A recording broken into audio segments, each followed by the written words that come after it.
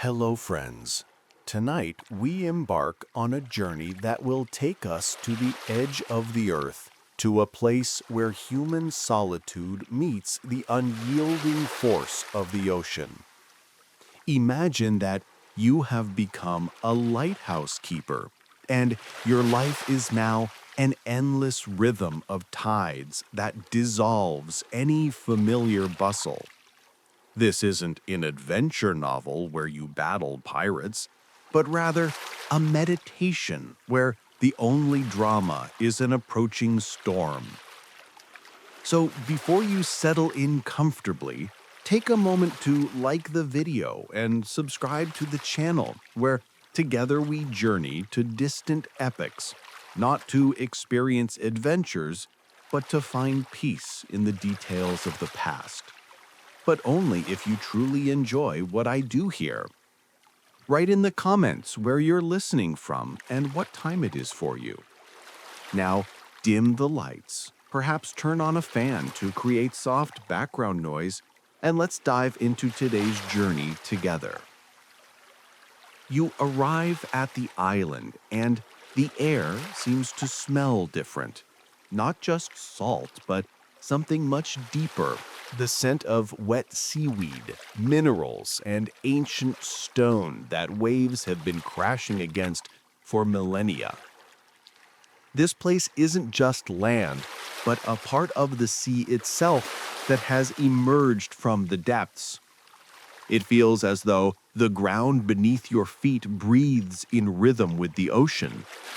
There is no silence here, only constant, multi-layered sound. The low rumble of waves breaking against cliffs, the higher whistle of wind through narrow crevices, and the sharp, piercing cries of seagulls circling overhead. They seem to be the only rightful masters of this place. Your cottage is a small stone structure nestled at the foot of the lighthouse, like a mollusk. Its windows are small to withstand storms, and its door is heavy to hold back the wind. You run your hand along the rough, cold wall, feeling the texture of nature's chronicle written here over centuries.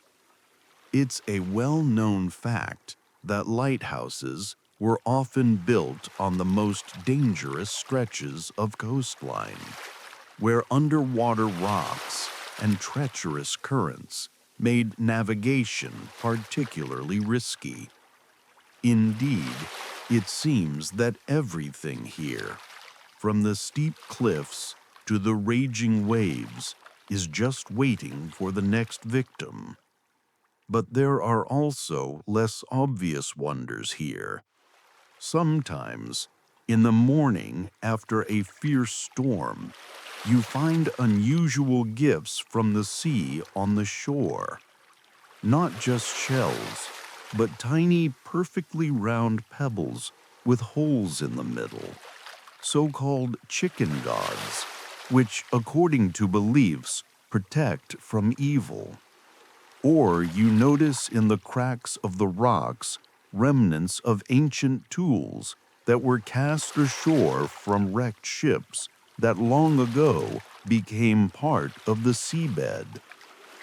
You don't think about their value. Their true worth isn't in gold, but in their history. Historians still debate whether lighthouse keepers were considered heroes or loners banished from the civilized world. This probably depends on whether you looked at this place from the shore or lived here. Perhaps they were simply people who found their own harsh way to tame the chaos of the world, hidden in a simple task: turning on the light. The sun has long since disappeared beyond the horizon, leaving behind only a thin strip of pastel shades that slowly faded. You sit in your small but cozy room, hearing the wind whistle its monotonous melody and listening to the measured ticking of the old clock. Now comes your time, the time when the world plunges into darkness, and your task is to kindle the light.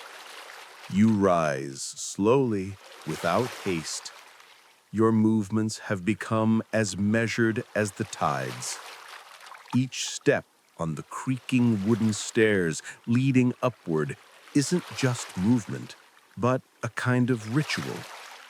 You run your hand along the cold bronze handrails, polished by years, feeling their smoothness that contrasts with the rough stone walls.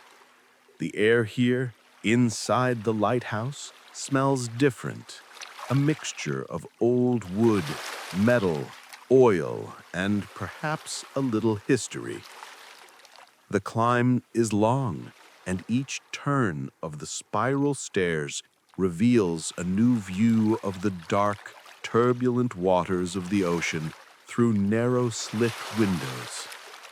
Imagine how moonlight breaks through the glass, creating shimmering, dancing patches on the floor.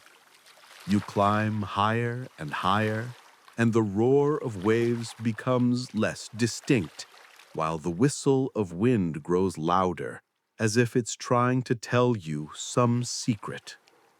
The stairs lead you not only upward, but also into the past. You imagine how many keepers have walked this same path, how many times their hands have touched these handrails. Did they think about something specific, or did they simply perform their duty, just as you do? Finally, you overcome the last step and find yourself at the very top, in the heart of the lighthouse.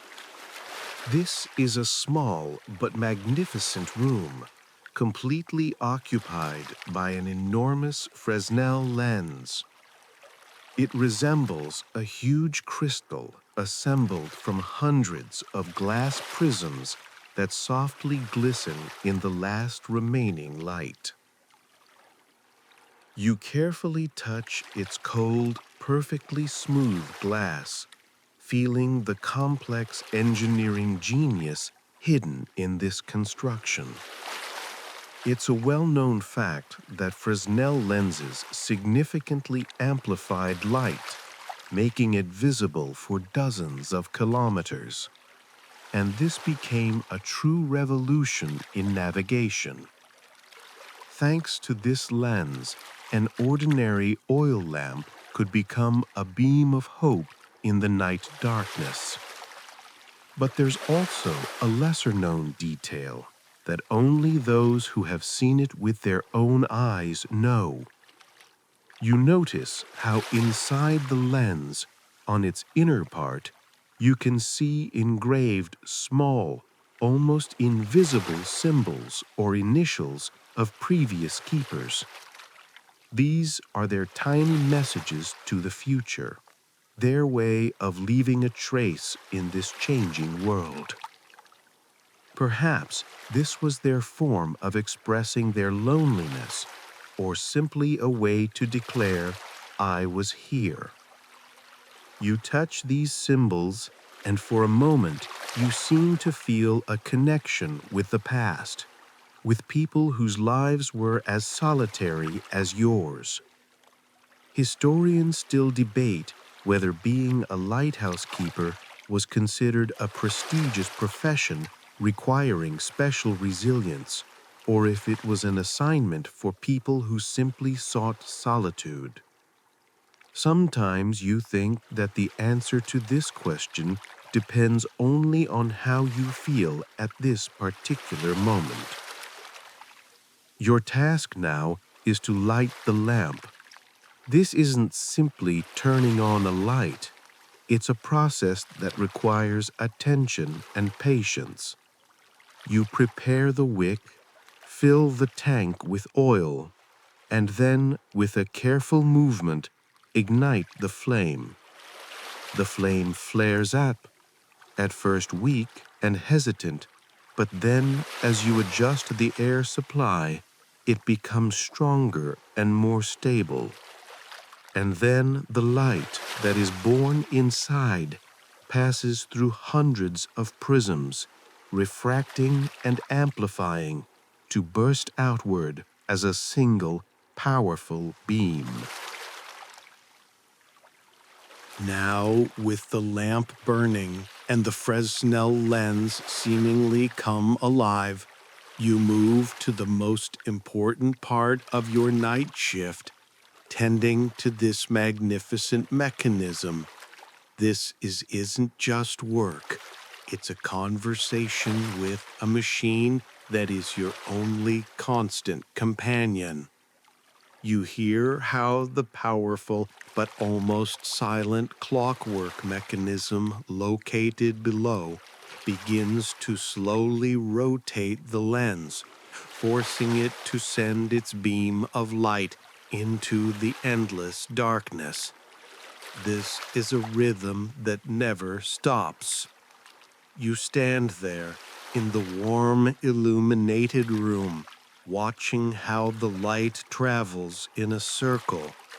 You feel that you're not just a keeper, but also the conductor of this incredible orchestra, where light is the main instrument. You run your hand over the soft chamois you use for cleaning the glass. It's a well-known fact that even the smallest speck of dust on the lens could distort the light, reducing its brightness and range. Therefore, your task is to maintain perfect cleanliness, which sometimes seems like a real challenge at the edge of the world where wind constantly brings salty spray and fine sand. You collect dust from each facet, from each prism, slowly, methodically, as if polishing a precious stone. This is a process that requires meditative calm.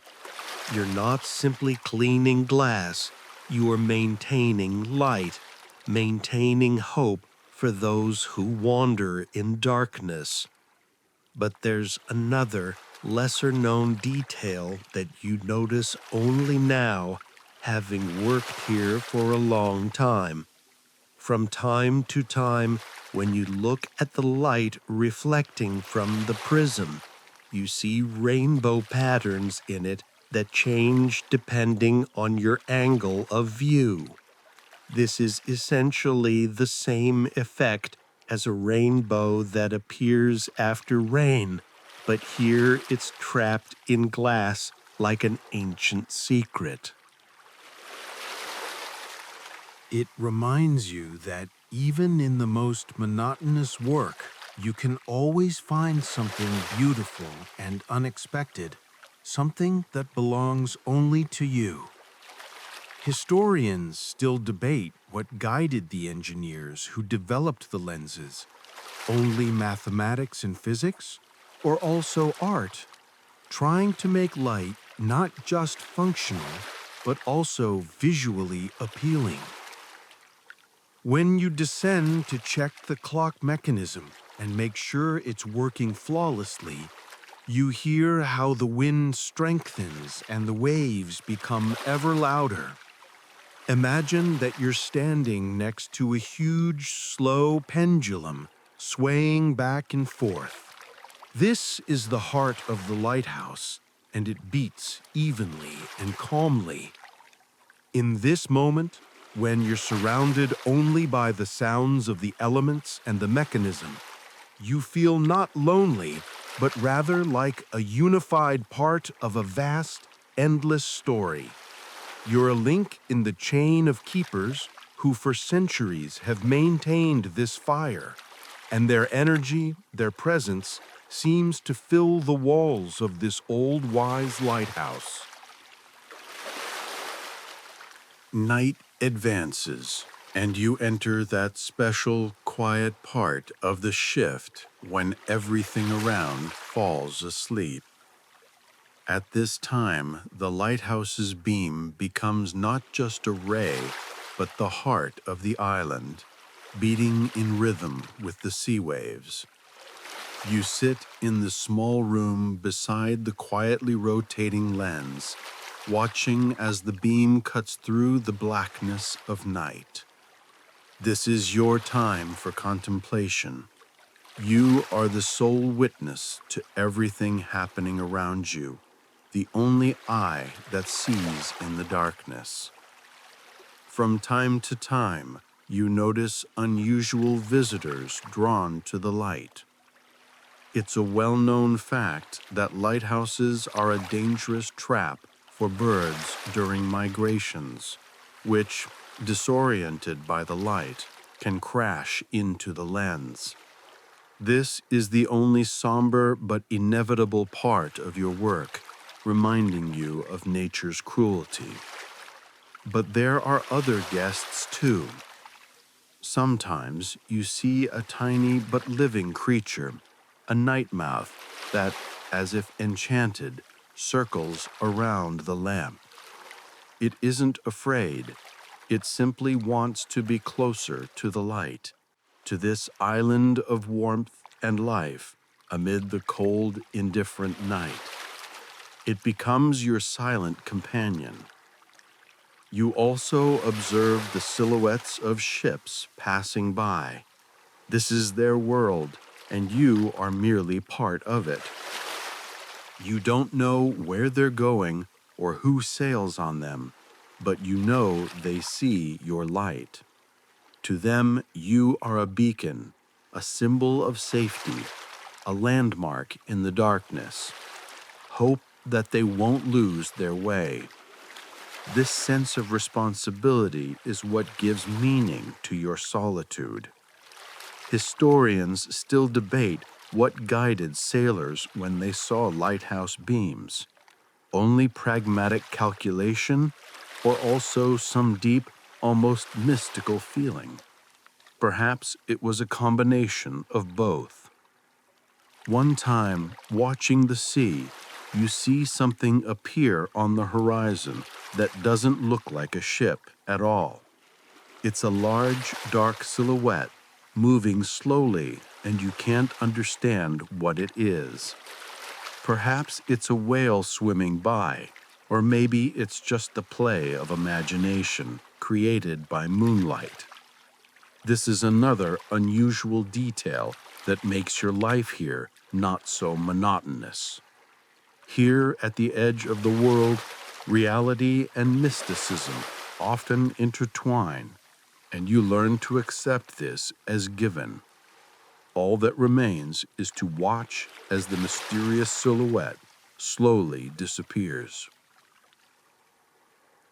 Finally, the time comes when night begins to lose its power. You notice how the darkness becomes less deep, and a weak but confident hint of light appears in the east. This is your signal.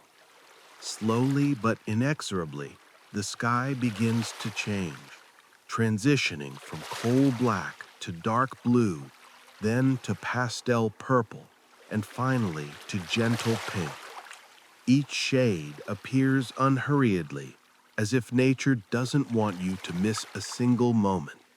This is the most enchanting part of your work, your reward for the solitary night. You carefully extinguish the lamp.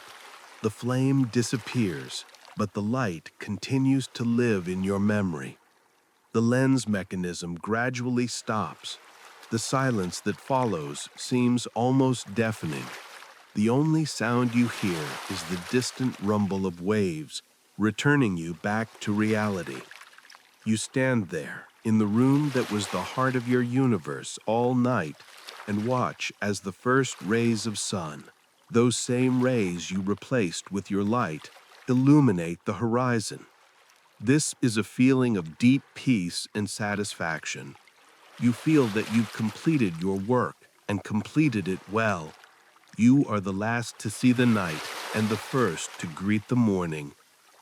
It's a well-known fact that many lighthouse keepers felt a deep connection with their lighthouse, and for them, it was not just a workplace, but a home where they found peace. Indeed, it seems that the walls of this place breathe with a tranquility you won't find anywhere else. There's one unusual detail that reminds you of this. As you descend, you notice how the morning light breaking through the small windows paints amazing patterns on the walls. These aren't just shadows, but light reflections that dance, as if greeting you with a new day.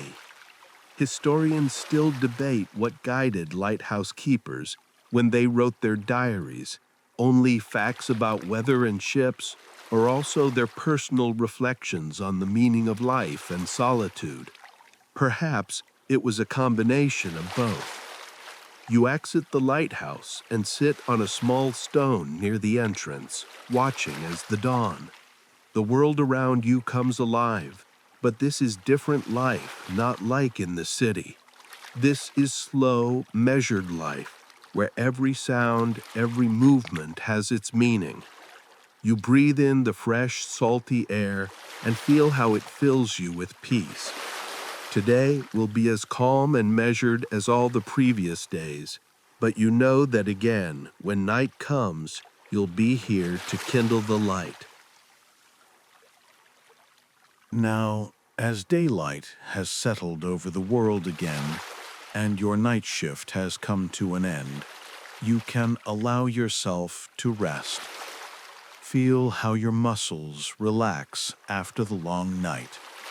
Take a deep breath in and out, slowly, in rhythm with the sea waves that quietly roll onto shore.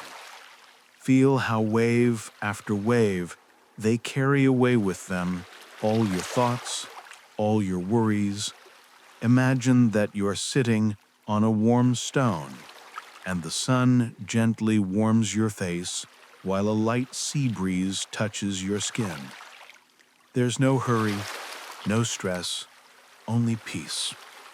You're here, safe, and you need nothing but this moment. Allow yourself to fall asleep. Allow yourself to sink into soft, carefree sleep, as deep as the ocean that surrounds you. Forget about everything that was and everything that will be. There is only this moment, this peace, this warmth. Let everything go. Sweet dreams. Hello, friends. Tonight we're traveling to another time, to Tokyo, which was then still called Edo, to the heart of 17th century Japan. You wake up not in an apartment with air conditioning and Wi-Fi, but in a small wooden house where the walls are thinner than a pizza box and the doors are made of bamboo and rice paper. Street sounds seep inside as easily as morning light. And here you realize, the first news of the day, you have no coffee. Instead of coffee, the aroma of charcoal from the neighbor's kitchen, mixing with cool sea breeze that occasionally carries to you scents of fresh fish and salty air. You rise from the tatami, and bare feet touch the cool but pleasant wooden floor that creaks with a quiet scraping, like an old friend greeting you in the morning. Ahead, you hear the light tinkling of bells, children running to the market. And somewhere nearby, the rumble of wooden cartwheels adds rhythm to this morning symphony. By the way, if you think you could just quietly sit at home with a book in Edo, then no. Here, life bubbles from dawn. And honestly, you probably wouldn't survive this, because without modern conveniences, even a simple breakfast becomes a small expedition. So before you settle in comfortably, take a moment to like the video and subscribe to the channel where together we journey to distant epochs, not to experience adventures, but to find peace in the details of the past. But only if you truly enjoy what I do here. By the way, write in the comments where you are now and what time it is for you. It's always interesting how we're scattered across the world and now all together here. You open the light doors and fresh air penetrates the room with the scent of wet wood, sea algae, and sharp ginger being prepared in the neighboring kitchen. Birdsong pierces the silence, interweaving with the distant melody of a temple bell. This sound seems to call you.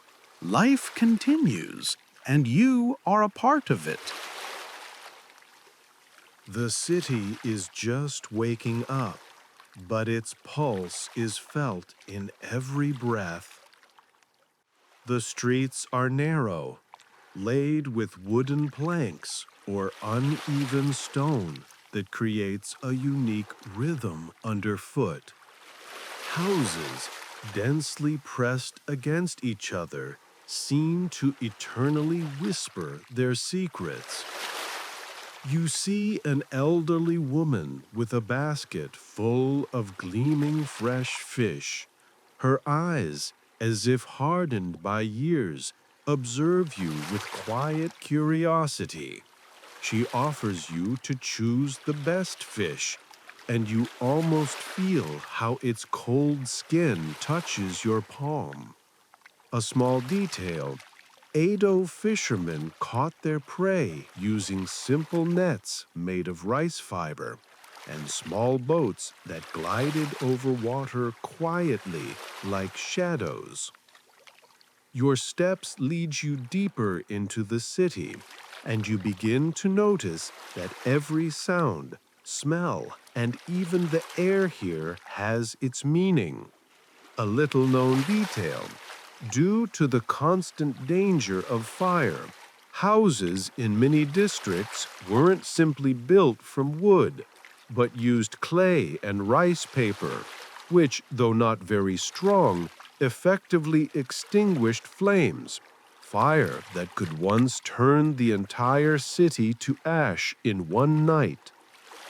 A man passes by you with a bamboo pole on his shoulders, with 2 buckets of water that quietly drip, leaving wet traces on the dust behind him. He walks with such confidence, as if water isn't cargo, but part of his daily ritual, small magic that sustains life in this city.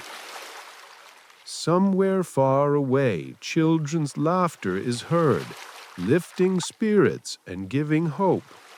Nearby, an old woman spreads dried seaweed in the sun, which almost glows with dark green color. You breathe deeper and understand. This isn't just a journey through time. This is immersion in everyday life, where every small thing has weight and meaning. Life in Edo is a rhythm where there's no place for unnecessary noise, where everything is built on the delicate balance between nature, people, and the city. Historians still debate whether this life was truly harmonious, or if we simply invest it with soft idealization. But now, in this morning's silence, you want to believe in this harmony, if only for a moment. You emerge from quiet side streets onto a wide space where the mist has already begun to melt, and before you appears Nihonbashi, a city in miniature, but with the volume of a real metropolis. Here, everything pulses. Human voices merge into a rhythm, that resembles music more than chaos. The air smells of dried fish, fresh ginger, and charcoal burning under the cauldrons of street cooks. Underfoot are wooden planks of the bridge, which, by the way, became a symbol of Edo. Here, roads from all over the country converge, and merchants arrive as if this were a heart pumping goods instead of blood. One man, noticing you, winks at you and offers you to try couscous, only not the kind you know, but pressed pieces of sweet rice wrapped in seaweed. You take a step and already hear the voice of another vendor who swears his dried squid is better than any other in the city. The air carries the scent of dried fish, fresh ginger, burnt rice, and light smoke from street cooks. Water splashes between stalls and on the wooden planks of the bridge, symbol of the city, echoes the noise of numerous footsteps. Merchants bring goods from all over Japan, each preserving the story of its origin and craft secrets. Amid this loud symphony, you notice a little-known detail. In Edo times, samples of goods from all over the country were displayed at Nihonbashi, so the government could assess quality and set prices. In fact, this was an early form of state market control. Historians still debate whether this helped avoid crises or, conversely, created monopolies. You pass by a woman with a small cart loaded with tangerines. Their peel shines like lacquer, and you almost taste the tart sweetness on your tongue. From somewhere comes singing, not professional, but ordinary, every day. A man unloading a boat hums an old song that seems to know more about the city than any historical document. Suddenly, from around the corner, you hear the dull sound of a drum. This is a street storyteller preparing to begin his performance. He stands before a small wooden screen with folding pictures, and children gather around. You stay for a moment, and his story about a wandering samurai stretches like sweet syrup, dissolving in the market noise. Next to you, a boy tries to sell fresh tofu, holding it in a bamboo basket. He looks at you as if he knows. Either you'll buy it, or he'll stand here much longer. And even if you don't like tofu, in this moment, it seems you need to take it, simply to remain part of this rhythm, this calm but life-filled existence. Somewhere, the singing of a street storyteller preparing to begin his performance rings out, and children gather around, full of curiosity and carefreeness. His voice sounds smooth, like a melody weaving into the general flow of market life. Gradually, you move away from the bridge, leaving behind the cries of merchants, and transition into narrow alleys where the sound of footsteps becomes clearer and sense more gentle. Ahead awaits another world where noise changes to silence and the market's energy to the resonant quietude of gardens. You turn the corner, and the market noise seems to be wrapped in a thick blanket. It becomes a distant rustle, that resembles more the sound of rain outside a window. Before you are wooden gates opening into a garden world. Here everything is different. The air is cooler. The ground underfoot is covered with fine gravel. And between stone paths stretch strips of moss, soft as a carpet in a child's room. You take a few steps and suddenly notice that time moves differently here. Drops of water falling from bamboo gutters into stone bowls sound like the measuring of seconds, but these seconds are in no hurry. In the garden's depths is a small pond over which weeping willow branches lean. The sky reflects on the water's surface, which also seems to have decided to rest a little. The tea house stands apart, like a shy guest. You enter, sliding open light doors, and smell roasted rice mixed with green tea aroma. The host, an old man with a face that could be studied like a map, greets you with a light nod. He serves a cup, thin but warm in your hands, and you feel steam touching your face. A little-known detail. In Edo times, tea houses weren't just places for drinking tea. They served as peculiar social filters. People came here to make deals, discuss politics, or simply arrange meetings without topics, where what mattered wasn't what was said, but the silence between words. Historians still debate whether this culture of casual meetings helped avoid unnecessary conflicts, or, conversely, masked them. You sit on tatami, slowly turning the cup in your hands.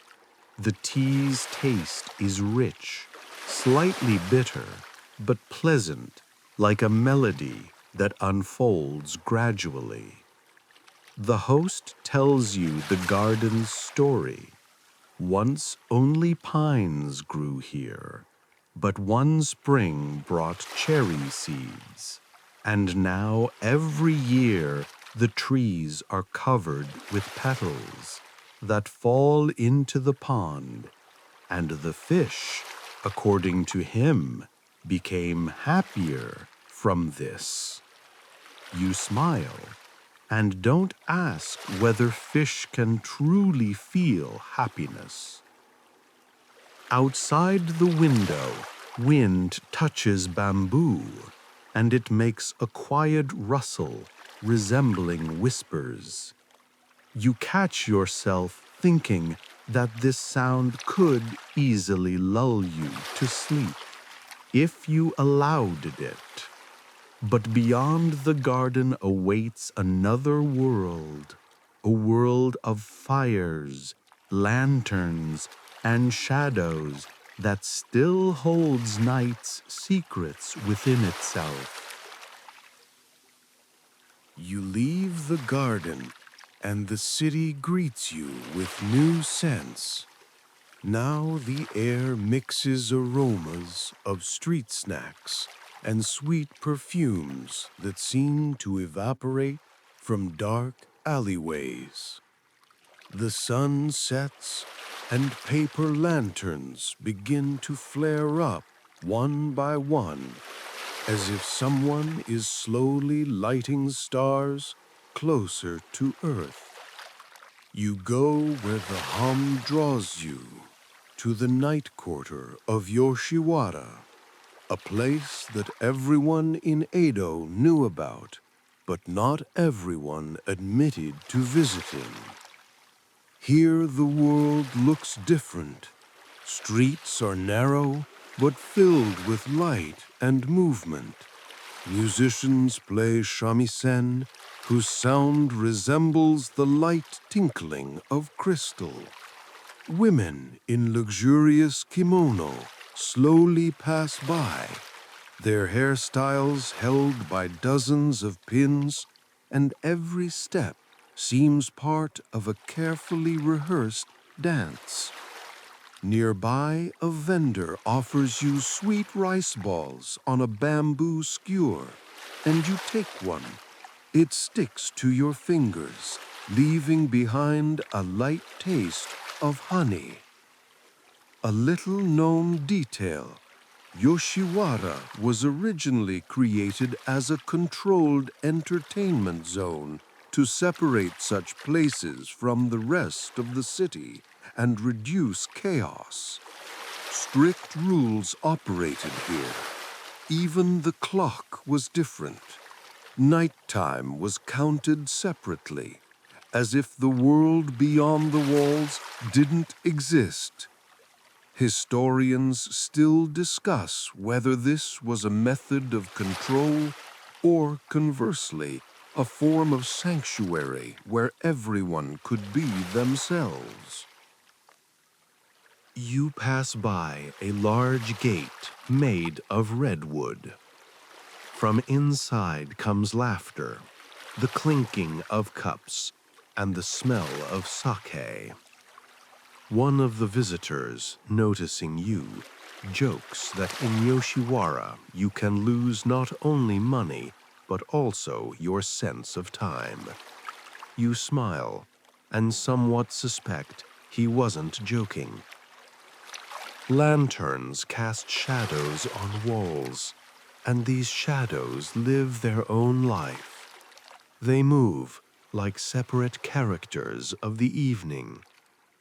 Somewhere in the depths of an alley, a small theater plays.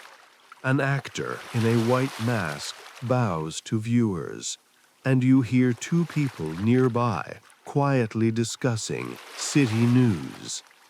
All this weaves into one continuous flow: light, sound, smells, movement.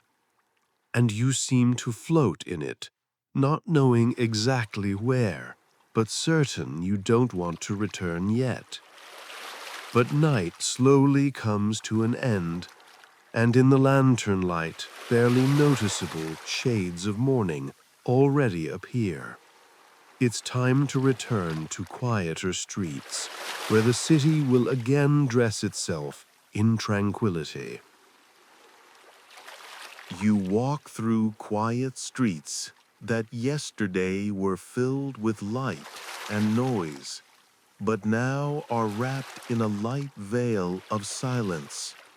Morning mist again descends on roof tiles, making them soft and slightly blurred, as if painted in watercolor.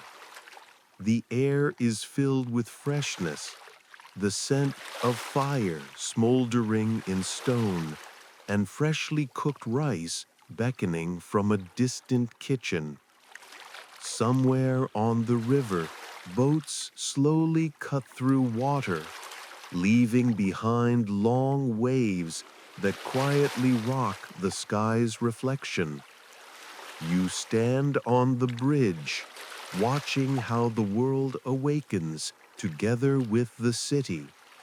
Vendors bring out their stalls, and children, not yet fully awake, run to school.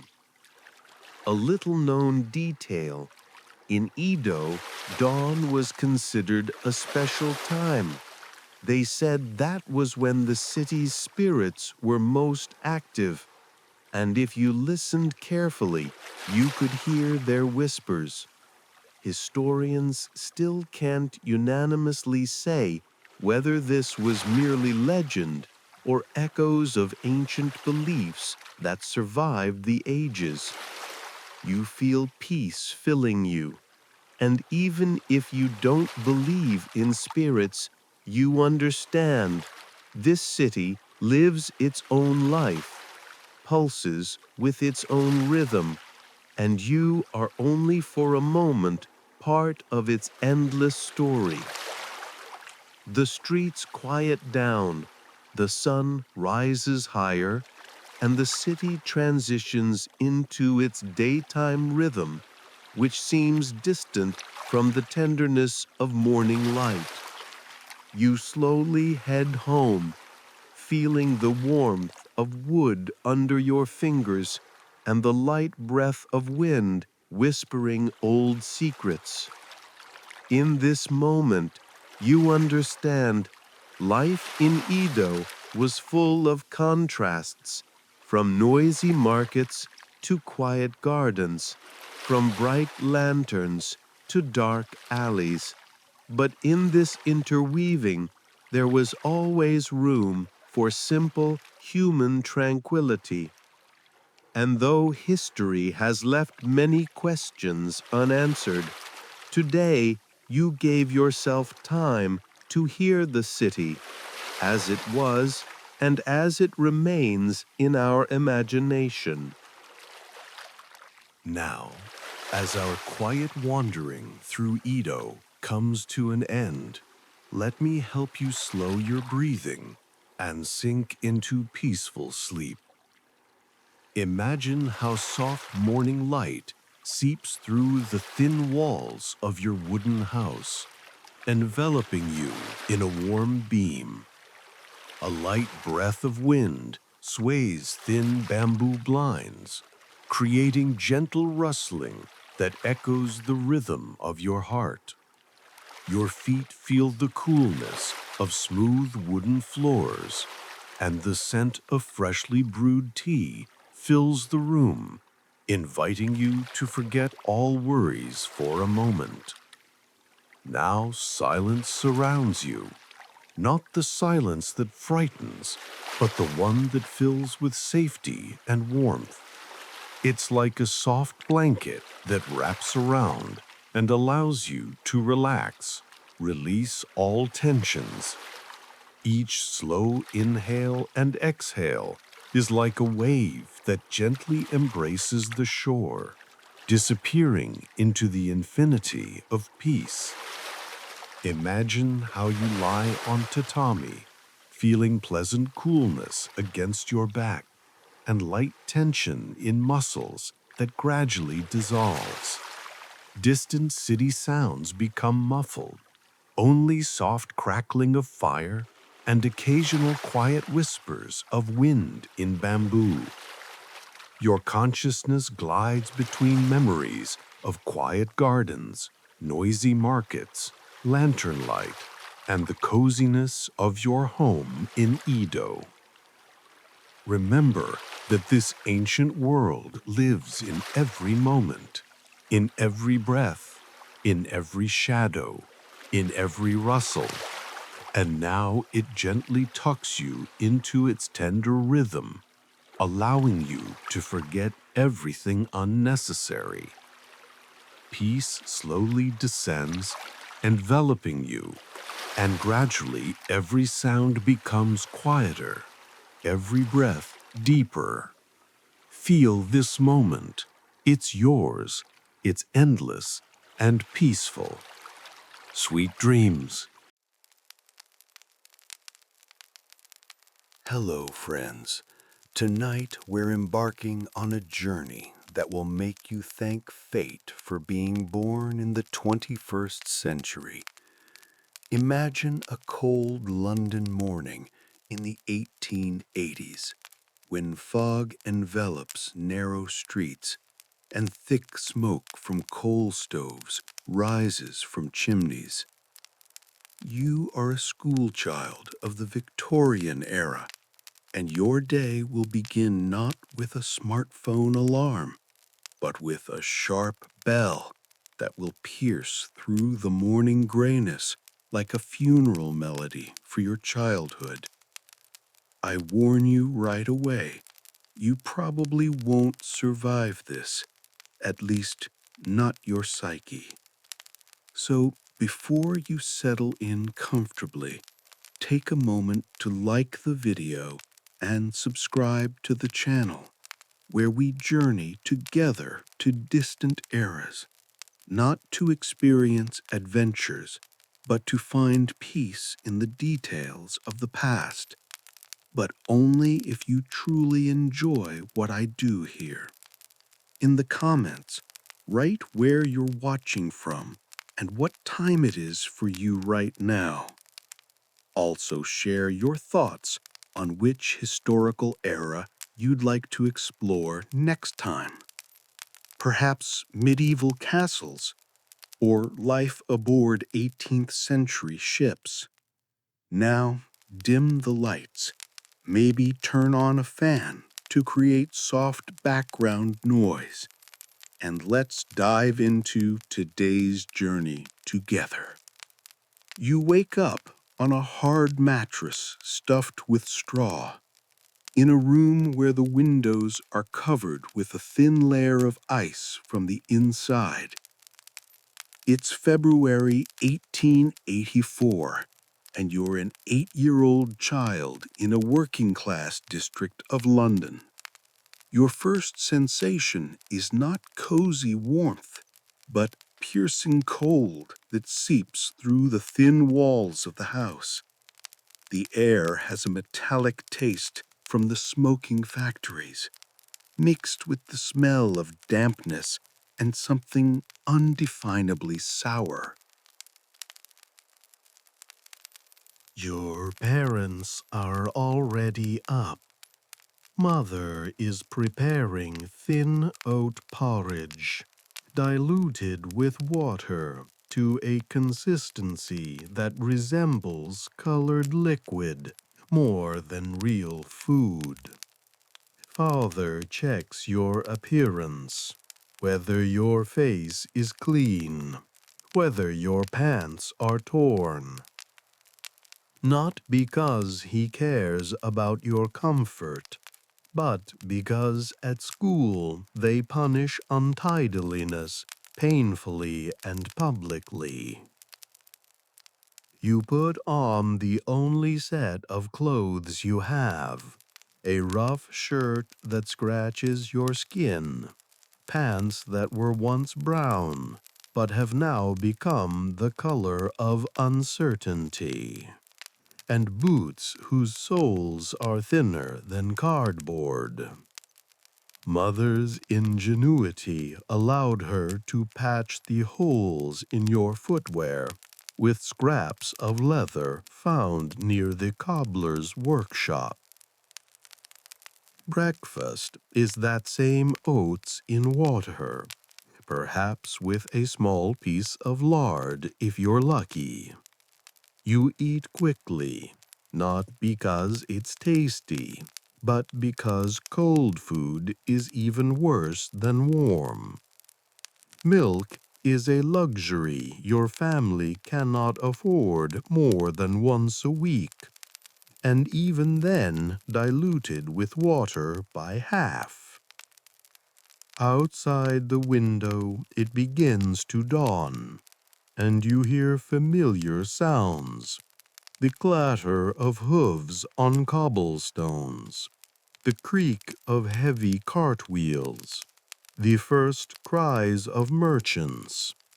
London is awakening, and with it awakens your fear of the school day. You know that ahead of you awaits not learning in the modern sense of the word, but a test of survival. Mother gives you a small piece of bread wrapped in rough cloth. This is your lunch.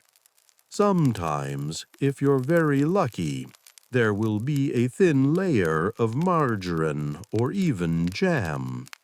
More often, just dry bread, which must be washed down with water from the school well, if it's not too murky that day. You leave the house, and London fog immediately envelops you with its sticky tentacles. The air is so thick with smoke and moisture that it feels like you're breathing soup. Your lungs, not yet accustomed to such stress, begin to wheeze, the first signs of what will later be called London lung disease. The streets are already full of children going to school. But this is not a joyful procession as you might imagine. Children walk silently with bowed heads like those condemned to execution. And this is not far from the truth. Their day will indeed resemble punishment for crimes they did not commit. Historians still wonder whether the adults of that time were aware of the full horror of the childhood experience, or whether they truly considered it necessary for upbringing. Perhaps they simply passed on to the next generation what they had experienced themselves, knowing no other way. The school is located in a gloomy brick building that resembles a prison more than a place of learning. High windows are positioned so that children cannot look outside and dream of something more pleasant. The entrance doors are massive, with heavy metal hinges that creak so ominously it sounds like a warning. You cross the threshold of the school, and immediately you are enveloped by a smell that will become an integral part of your memories. A mixture of chalk, damp wool, unwashed bodies, and something sour, which could be either yesterday's lunch remains or the result of children's nervousness. The wooden floor creaks underfoot so loudly that it seems as if the building is complaining about your every step. The corridors are narrow and dark, lit only by a few gas lamps that give off dim yellow light. The walls are painted in that sad shade of green that will later be called institutional, a color specifically chosen to revoke no pleasant emotions. On the walls hang portraits of Queen Victoria and religious texts in large Gothic letters that resemble tombstone inscriptions. You enter the classroom, and the first thing that strikes you is the number of children. 60 students of different ages are crammed into a room designed for 30 at most. Rows of wooden desks stand so close to each other that children sit practically shoulder to shoulder. The desks are old, scarred with the initials of previous students who probably tried to leave a trace of their existence in this gloomy place. Your desk is a board attached to metal legs, with a small depression for an inkwell and a groove for a pen. The seat is simply a bench without a back, designed so that you keep your back straight not from comfort, but from necessity. If you relax even for a moment, you will immediately feel pain in your lower back that will remind you of the need to maintain proper posture. Behind the teacher's desk stands Mr. Grimshaw, a middle-aged man with a gray beard and eyes that never smile. In his hands, he always holds a cane made of flexible wood, polished to a shine from frequent use. This cane is not merely a symbol of power, it is a working tool that he uses several times a day with the skill of an experienced craftsman. The lesson begins with a prayer, All the children stand, fold their hands, and recite from memory a long text praising God for the opportunity to learn. The irony of the situation, of course, is that most children would prefer to be anywhere but here. But not everyone understands the irony, at least not out loud. After the prayer begins the reading lesson. Mr. Grimshaw holds in his hands the only book in the class, a worn Bible in leather binding. The children must repeat after him every word, and woe to anyone who makes a mistake. The teaching method is simple to the point of cruelty. Repetition, memorization, punishment for errors. No explanation of content, no discussion, no questions. One boy in the front row, Tommy, stutters on the word righteousness. Mr. Grimshaw stops, approaches him with the cane in his hand. The air in the classroom becomes thick with tension. You all know what will happen next, but each time you hope that this time will be different. It won't be. The blow of the cane on Tommy's palm sounds like a gunshot. The boy tries not to cry, because tears will lead to even greater punishment. You look at the floor, trying to become invisible, because you know if Mr. Grimshaw notices compassion in your eyes, your turn will be next. The writing lesson is even worse. You have a slate board and a piece of chalk that must be treasured as if it were a precious stone. Children whose parents cannot afford even this write with their finger in the dust on the floor or with charcoal on the wall. You copy the same sentence over and over. Disobedience is a sin before God and men. Your hand hurts. Your fingers are numb from the cold, but you cannot stop. Amazingly, the most difficult part of learning is not the process itself, but the constant fear. You never know what you might be punished for next. Breathing too loudly, wrong posture, an accidental glance out the window, a response that's not quick enough.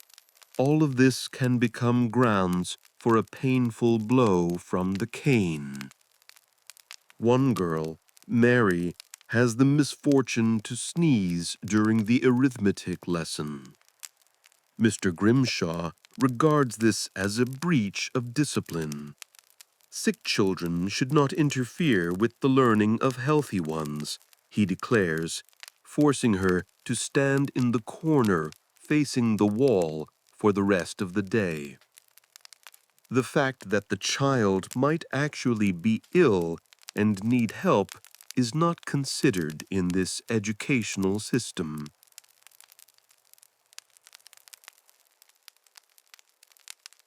After a short lunch break, if you can call 5 minutes of consuming dry bread lunch, you return to the classroom for the most important part of Victorian education. Not mathematics, not natural science, but moral instruction. Mr. Grimshaw sets aside his cane, which is always a good sign, and sits at his desk with the look of a man about to impart the wisdom of ages to you. On the blackboard, written in large letters, obedience is the foundation of character. You copy this into your notebook alongside dozens of other similar phrases. Work ennobles the soul. Modesty adorns a maiden. Respect for elders is a sacred duty. Each of these phrases is not just words, but a program for future life that they are trying to instill in your head through endless repetition. Mr. Grimshaw begins telling you how a proper child should behave. His voice takes on a special tone, solemnly instructive, as if he's delivering a sermon in church. Children of the working class, he says, looking at you over his spectacles, are born to serve. Your task is not to dream of the impossible, but to perform well the work assigned to you by Providence. This is not education in the modern sense. This is brainwashing. They explain to you that your place in life is determined by God, and trying to change it is a sin. If you were born into a worker's family, you must become a worker. If your parents are poor, then you too must remain poor, but at the same time be grateful for this opportunity to serve society. The girls receive separate instruction. They are told about feminine virtues, silence, obedience, the ability to endure hardships without complaint. Mary, who still stands in the corner for sneezing, serves as a living example of how a girl should bear injustice, silently and with submission. Mr. Grimshaw reads biblical parables, but interprets them to emphasize the necessity of obedience and humility. The parable of the virtuous wife becomes instruction that a woman must always submit to her husband. The story of obedient children becomes proof that childhood disobedience leads to all life's misfortunes. Special attention is paid to the moral dangers of modern life. Reading novels is harmful because it corrupts the imagination. Dancing is sinful because it arouses passions. Even laughter can be unacceptable if it is excessively loud or immodest. You begin to understand that practically everything that could bring joy is classified as something wrong. One boy, William, has the misfortune to ask, "Why can't we study the same things as rich people's children?" The class freezes. This question borders on blasphemy in the Victorian educational system. Mr. Grimshaw looks at him as if he had just cursed the Queen. Because, the teacher says slowly, taking up his cane, each class of society is assigned its own education. You need to learn to read simple texts, write your name, and count to 100. More than that is waste that might make you dissatisfied with your calling.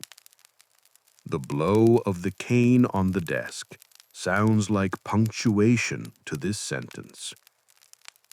Arithmetic is taught not as a tool of knowledge, but as a set of simple skills for future work. You learn to count pounds, shillings, and pence, not to understand mathematical principles, but so you won't be cheated at the market. Addition and subtraction are the maximum considered necessary for working-class children. Geography is limited to knowledge of the British Empire and its greatness. You learn the names of colonies not to understand the world, but to take pride in being British subjects. Other countries are mentioned only as examples of places where uncivilized peoples live who need British guidance. History is a series of royal exploits, military victories, and the moral triumph of Protestantism over Catholicism. No social problems, no criticism of authority, no questions about the justice of the existing order. The past is presented as an unbroken chain of proof that the current system is perfect and pleasing to God. The most amazing thing about all this is that Mr. Grimshaw sincerely believes in the correctness of what he's doing. He's not a sadist. He's a product of a system that convinced him that cruelty and limitation are the best way to prepare children for life. In his understanding, he's saving your souls from the temptation to want more than what is assigned to you. Historians still debate how effective this system was in achieving its goals. On one hand, it truly created a generation of obedient workers. On the other hand, the accumulated outrage at this system later became one of the driving forces of social reforms in the late 19th century. By the end of the day, your head is filled with conflicting feelings. Part of you begins to believe what you hear daily. Perhaps you really were born for a simple life without ambitions. But another part, deep inside, rebels against this thought, though you don't yet know the words to express this rebellion. As soon as Mr. Grimshaw dismisses the class for the day, you quickly exit the school building, but instead of going straight home, you take a small detour through the industrial part of the district. Not out of curiosity, it's simply the shortest route to your house. But this detour allows you to see what they never tell you about in school. Children your age who have never seen the inside of a classroom. Near the enormous textile factory that smokes like a dragon from a fairy tale, you see a crowd of small figures. At first glance, you might think these are other school children going home. But look more carefully. These children are not leaving an educational institution. They are finishing their workday. And this day began not at 8 in the morning like yours, but at 5. Among them is Jenny, a girl who lives next door to you. She is 9 years old, only 1 year older than you, but she looks all of 13. Her fingers are stained blue from textile dyes, and her eyes have that tired expression characteristic of adults after a long workday. When she smiles, you notice that she's missing 2 front teeth, not from natural change, but from an accident with a machine last month. You understand the horrible irony of the situation. While you complained about the cruelty of the school system, these children dreamed of the opportunity to spend a day in a classroom instead of a factory. To them, your school sufferings would look like luxury. At least at school, a machine can't maim you, and the worst punishment is a blow from a cane, not the loss of a finger. Jenny tells you about her day between coughs. Her lungs are already beginning to react to constantly inhaling textile fibers and chemical vapors. She works as a piecer, tying threads when they break on spinning machines. The work requires nimble fingers and speed because the machine doesn't stop when a child is trying to tie a knot. Nearly lost a finger today, she says with such matter-of-factness that your blood runs cold.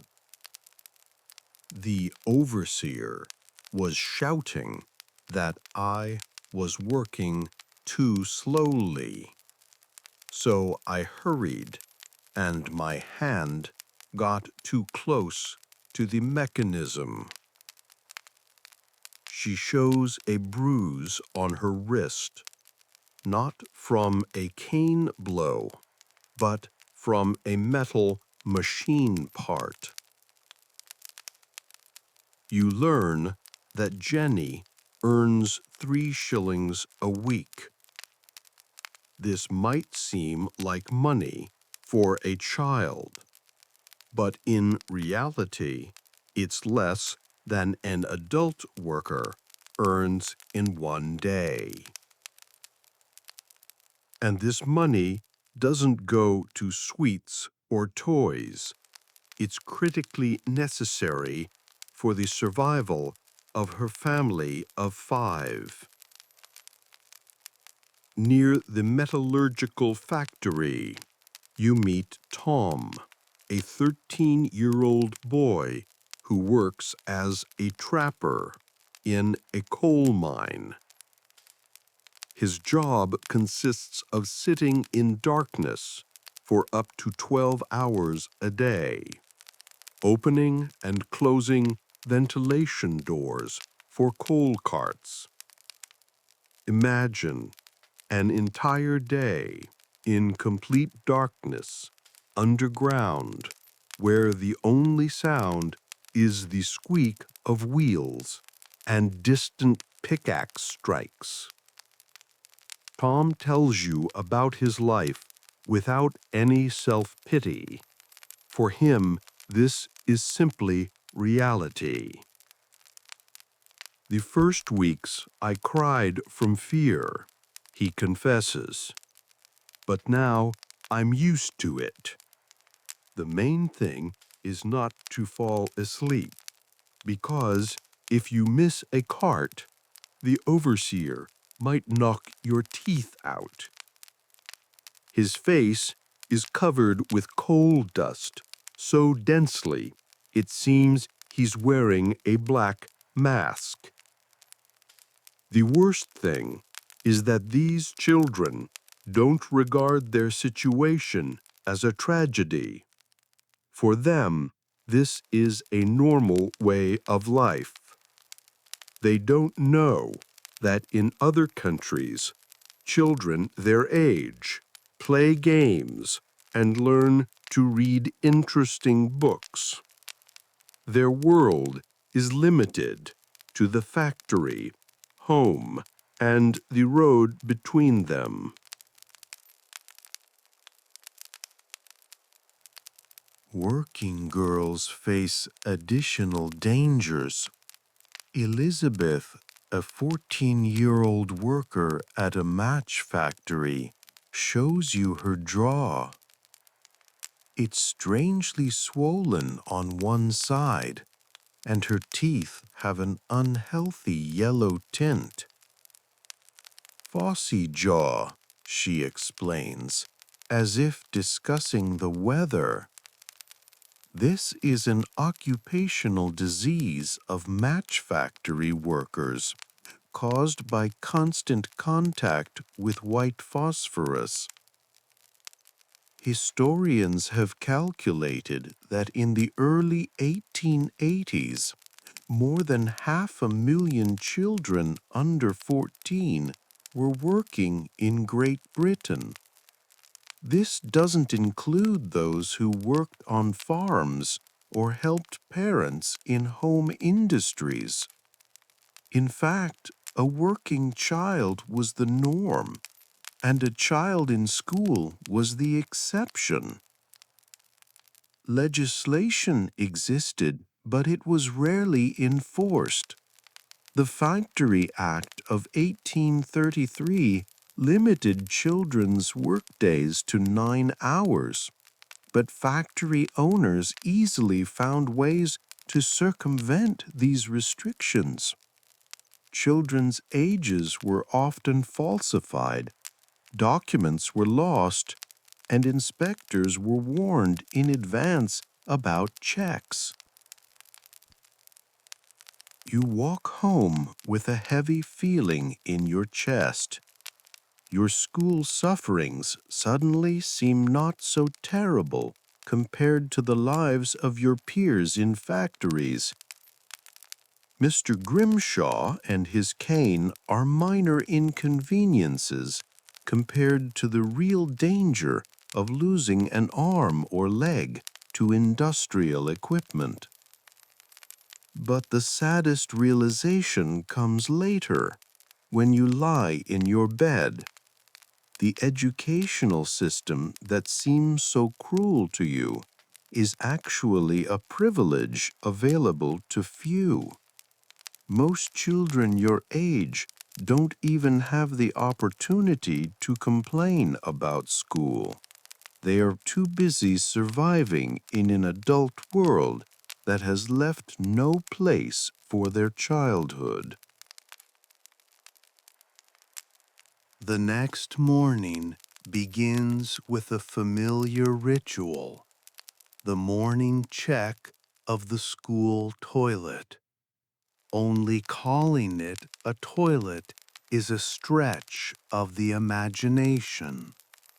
It's a pit in the ground, covered with wooden boards with holes, located at the far end of the schoolyard. The smell can be detected from 20 meters away, and you quickly learn to breathe through your mouth when approaching this place. Inside the building, there is nothing better.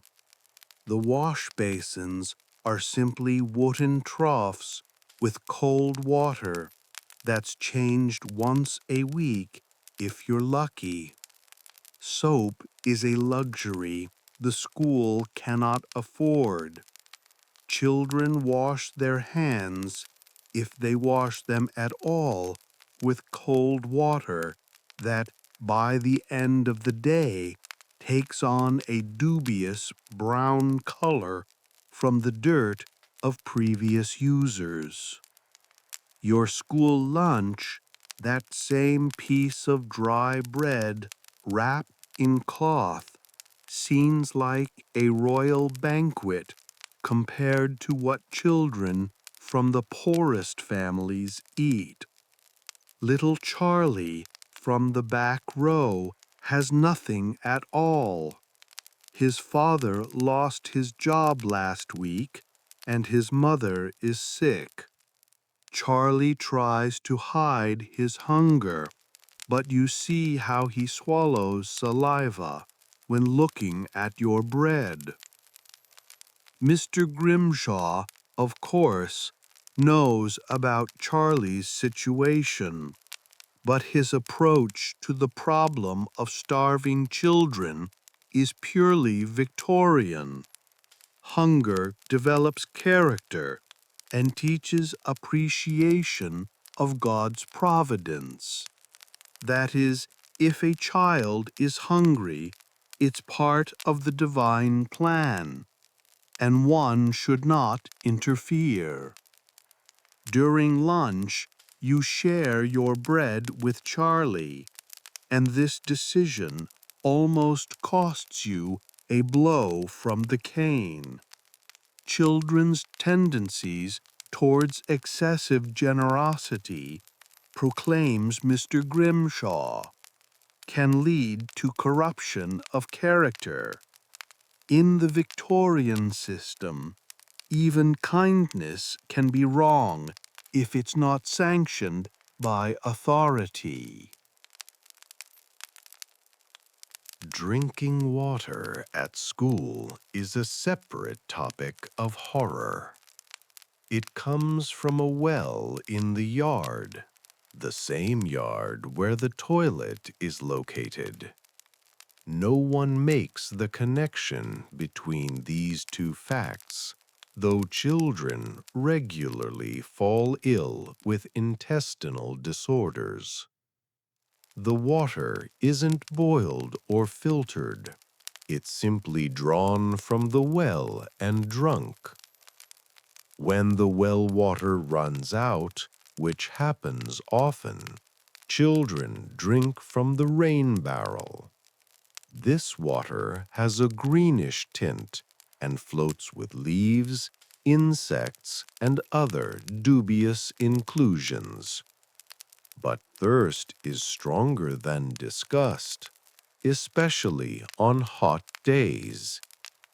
In the middle of a winter day, the classroom becomes noticeably cold. The only source of heat is a small cast iron stove in the corner of the classroom, but coal for it is saved so carefully that only the children in the front row feel the warmth. The rest sit in their coats, if they have coats, and try to warm themselves by breathing on their fingers. Your hands are so frozen that you can't hold the chalk. When you ask permission to approach the stove to warm up, Mr. Grimshaw replies that cold hardens the spirit and prepares for life's trials. Amazing how any discomfort can be justified as beneficial for character development. Heating the classroom is not the only problem. Ventilation is practically non-existent. Windows are rarely opened so as not to waste heat. As a result, the air becomes stale and heavy. Children often doze in lessons not from boredom, but from lack of oxygen. This leads to even greater punishment. Drowsiness is regarded as disrespect to the learning process. Once a week, a nurse appears at school. If you can call a woman without medical education who simply examines children for obvious diseases, a nurse. Her visits resemble veterinary inspections of livestock more than medical examinations. Children with obvious disease symptoms are simply sent home, regardless of whether there's anyone at home who can care for them. Mary, who still coughs after that day when she stood in the corner, receives medical advice. Cough less, pray more. No treatment, no medicine, no care. Epidemics sweep through the school like forest fires. Whooping cough, diphtheria, typhoid, All these diseases regularly reap their harvest among students. The official policy is simple. Children don't come to school.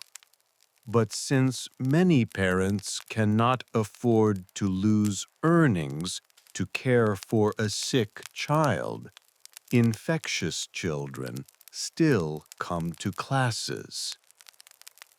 You remember the scarlet fever epidemic last winter. Half the class fell ill in 2 weeks. 3 children died. The school closed for only 3 days, and that was more due to lack of students than concern for health. When classes resumed, the desks of the dead children were simply pushed against the wall, and the rest continued learning as if nothing had happened. Historians note that child mortality in England's industrial districts in the 1880s reached 25%. Every 4th child did not live to 15. Schools, instead of becoming places of relative safety, often accelerated the spread of disease through overcrowding and unsanitary conditions. The most horrific thing is that these conditions were considered normal. No one demanded better food, cleaner water, or warmer rooms for children. Child health and comfort were not regarded as priorities. The main thing was to teach obedience and basic skills at minimal cost. By the end of the school day, you feel not only fatigue from learning, but also physical exhaustion from cold, hunger, and bad air. Your body tries to adapt to conditions created not for children, but for some abstract idea of what children should be, enduring, silent, and grateful for any crumbs of care. Today is a special day at school. A day when the differences between what's expected from boys and girls become obvious. Mr. Grimshaw announces that it's time for the class to divide for specialized instruction. And this phrase sounds almost progressive until you discover what it means in practice. The boys remain in the classroom for an arithmetic lesson. Not complex mathematics, of course, just basic skills that will be needed in a factory or workshop. You learn to count boards, bricks, work hours. Practically useful things for a future worker's life, though not particularly intellectually engaging. The girls are led to the basement room where Mrs. Thatcher awaits, a woman with the look of someone who has never smiled in her life. Her task is to teach girls feminine sciences, which in the Victorian understanding comes down to preparing obedient wives and submissive servants. Mary tells you during recess about her lessons. The girls learn to sew, but not beautifully or creatively, but quickly and economically. They're taught how to mend holes so skillfully that old clothes will look acceptable for several more years. They study how to wash laundry in cold water with minimal soap, how to remove stains using urine and ash. They tell us how to stand properly when a man enters the room, says Mary, with a weariness in her voice that doesn't suit a 9-year-old child. How to look down properly when spoken to. How to never contradict, even when you know you're right. Girls are explained that their brains are physically smaller than men's, so complex sciences are harmful to them. Too much thinking can damage their ability to bear children. This is a scientific fact that Mrs. Thatcher presents with the seriousness of a medical professor.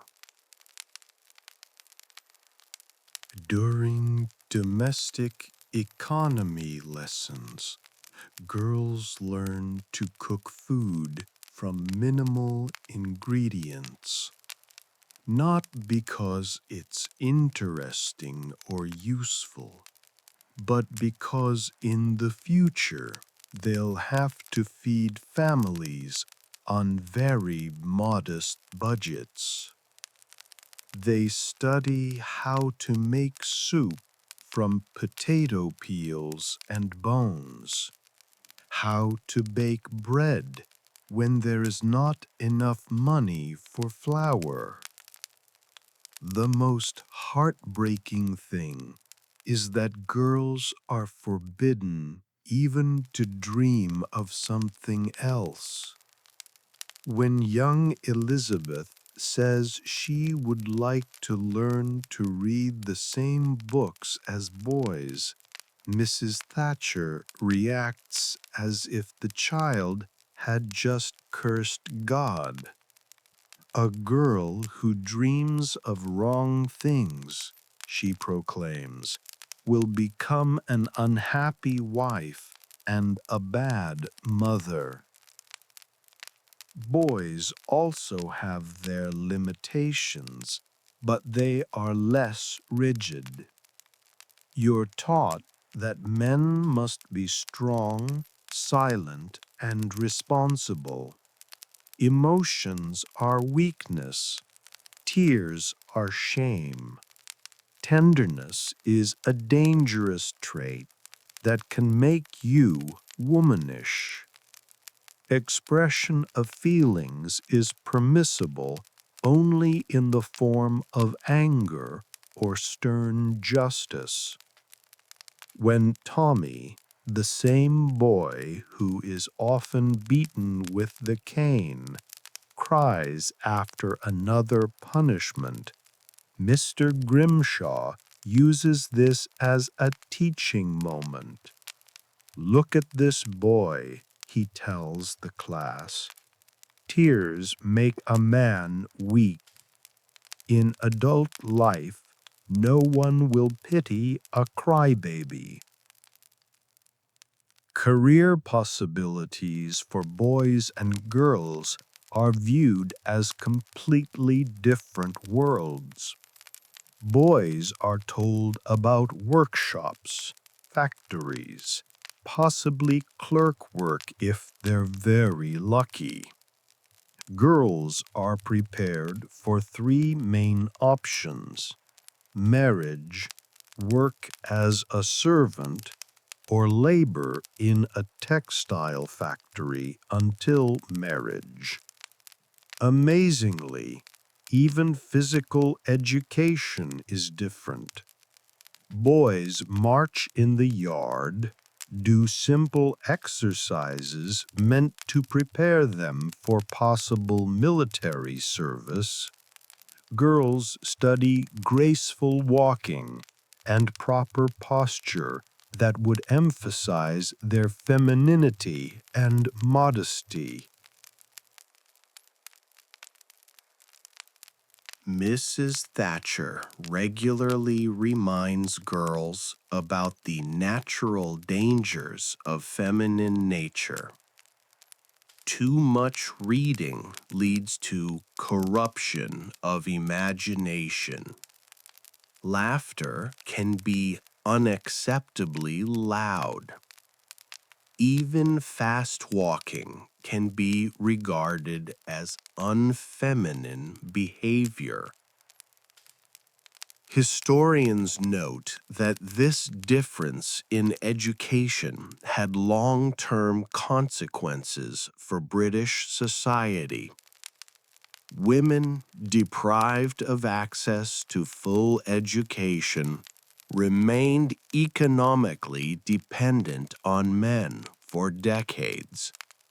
Men deprived of the possibility of emotional expression formed a society where sensitivity was regarded as weakness. At the same time, ironically, working-class women often proved more resilient and adapted to harsh living conditions than their men. The system designed to create weak women actually produced a generation of extraordinarily strong women who could endure almost anything. When the day ends and you walk home, you reflect on how strangely this world is arranged. Your future is determined not by what you love to do or what you're talented at, but by what gender you were born. This seems unfair, but at the same time, it's the only reality you know. The girls walk home with lowered heads and quiet voices, already beginning to practice the submission that society will expect from them. The boys walk with raised chins, but their eyes too have lost some of their childish sparkle. Instead, a hardness appears that will later become both their strength and their curse.